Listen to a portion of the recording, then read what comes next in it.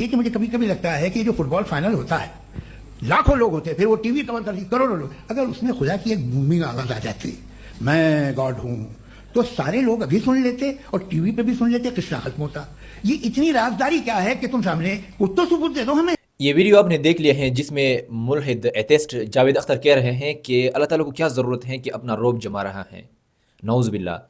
اللہ تعالیٰ کو ہونا چاہیے کہ ایک فٹ بال کے میچ میں یا کسی کراؤڈ میں آ جائے اور وہاں پر کہہ دے کہ میں اللہ تعالیٰ ہوں. بات ختم ہو جائے گی, سب کو یقین ہو جائے گا کہ واقعی اللہ تعالیٰ ہیں, یہ رولا ختم ہو جائے گا. ان کا کام صرف اور صرف اعتراض کرنا ہے, تنقید کرنا ہے, اور ایسے لوگوں کو قرآن مجید نے بہترین جواب دیا ہے.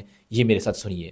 اور جو لوگ ہم سے ملنے کی امید نہیں رکھتے کہتے ہیں کہ ہم پر فرشتے کیوں نہ نازل کیے گئے یا ہم آنکھ سے اپنے پروردگار کو دیکھ لیں. یہ اپنے خیال میں بڑائی رکھتے ہیں اور اسی بنا پر بڑے سرکش ہو رہے ہیں. جس دن یہ فرشتوں کو دیکھیں گے اس دن گناہگاروں کے لیے کوئی خوشی کی بات نہیں ہوگی.